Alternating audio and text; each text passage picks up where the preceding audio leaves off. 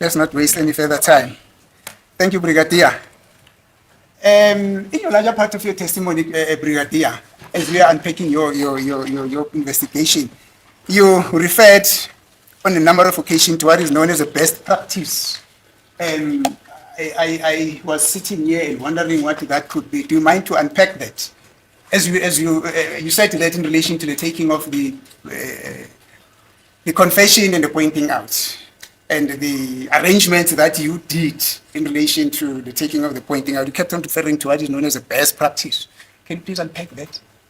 Yes, my lord. So that statement, my lord, came as a result of whether could I have taken the confession myself or not. And I know, I do recall, my lord, that at some stage it was during my interaction with the late Mr. Mgomezulu. And I've said, my lord, it is preferable that the person who is not involved in the investigation takes the confession as the best practice rule, my lord. Not that I could not take it, my lord. As an officer, I could have taken it as well. So it was in that essence, my lord. Yeah, but what does this best practice entail? Offering to the best practice rule, what does it entail? My lord, I just answered. We were specific. It was not a general statement. We're talking about the taking of a confession, whether I could take a confession or not. And in that specific explanation, that particular matter, because it was not a general statement, I said it is best practice that someone not involved in the investigation takes the confession, specifically in those circumstances, my lord. Thank you, Brigadier. Maybe you don't understand me. When I say entail, I mean the following. Is it something that is codified? Is it written down? Number one. My lord, as I've said, nothing prohibited me from taking the confession. Meaning, there is no law, there is no rule that I'm aware of that says you can't take a confession under those circumstances. It is a practice that enhances professionalism in the police and objectivity in what we are doing, my lord. That is that, my lord. Basically, it's to ensure that you are professional in your work, and also there is fairness and objectivity in the officer that takes the confession, because he's not privy to the contents of investigation.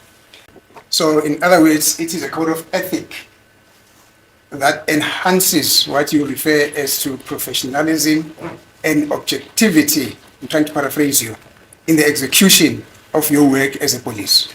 That's what it's mean.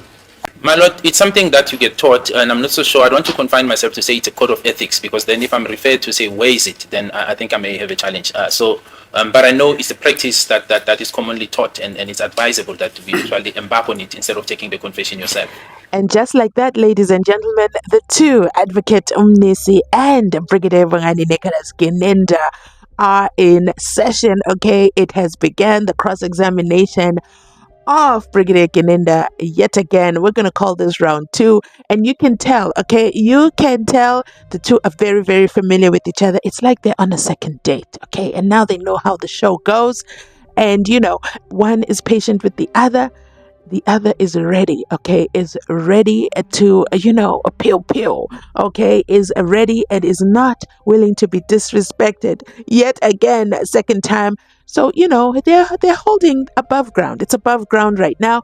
And the main question really is, Advocate Mnisi wants to know, he just wants to know, what is this best practice you kept referring to? When Mnisi, that's the thing, they didn't realize what they were doing when they made Mnisi read the entire record, or they didn't notice why he was taking so much time. Imagine him going to read the record and coming back to say, what are these best practices? You see, Mnisi definitely has a second bite at the cherry, and there's nothing anyone can actually do about it. Not only does he have a second bite at the cherry, he doesn't have to ask the questions from the bar. No, he is prepared, okay? He probably read those notes really, really well, those transcripts. And now the state and Gininda, I believe, in my opinion, are just not sure what he found. They're not sure what he uncovered. So you can tell that they are both on edge. So Mnisi says, what are these best practices that you keep referring to? Can you just unpack that for me? Oh my goodness, Mnisi. You know who uses the word unpack? Let me know in the comment section if you guys can figure out who uses the word unpack. And I can tell you, that's very, very telling. Very, very, very telling. And Gininda goes into, he's king of I. I could have taken the confession myself, but it's best practice, best practice that, I get somebody who's not familiar with the case And I don't want to confine myself to say where this best practice is written, because I know you, Mnisi. Okay, we've done this before. If I say something and I confine myself and I say 100%, this is what we were taught, you're going to say, show me where. And then I'm going to have to go and invent these documents, or you're going to come back with a book I've never heard of. So I'm just going to be general. Okay, I've learned my lesson. Okay, I have learned my lesson, or I've been coached. Okay, either way, we'll find out how these two survive the week. Let's continue listening on. Brigadier, is this something that is only limited to the taking of confession, or is something that transcends throughout the execution of police of their duties? I am saying, is this something that is only limited to the taking of confessions? I would also include pointing outs. Or it's something that transcends beyond the borders of taking confessions and pointing outs. In other words, in each and everything that the police does in their course and scope of their duty, they should always bear in mind that there is this thing called the best practice rule, which you have just described now. Manje umnumzana ummeli into thana ukuthayazike mfo afuna ukuyazi la kuwena ukuthi ngabe mhlawumbe lokho ke nigcinize izingwe mhlawumbe mthatha ama confession noma bekhomba abantu khona lapho ke noma mhlawumbe into enijothi ninza ngaso sonke isikhathi uma senza kuphenyo lwenu lamacala. My lord, I think situations will differ, and it will depend what the officer or the member is faced with. In this particular instance, we're referring to a confession, and I answered it in that context, my lord, not generally. Athi lapho ke izimo ke zivama ukuthi zishintshe lapho zingafani ke kepha ke kodaba lo yena bekaphendula malana nodaba le confession uthi akafisi ukuthi aphendule malana nodaba angakuziyo. Brigadier, look, I'm asking about what you refer to as the best practice rule, something that you have already defined. Now, my simple question is this what you described as a best practice rule only limited to the taking of confessions and pointing out, or it transcends, it goes beyond the taking of confessions and pointing out and affect other related duties that police will do in the course and scope of their duties? In other words, in whatever police are doing, be it the taking of confessions or not, they always have to have in mind that there is this thing called the best practice rule. That's simple as that. I'm not limiting ourselves to the confession or the pointing out.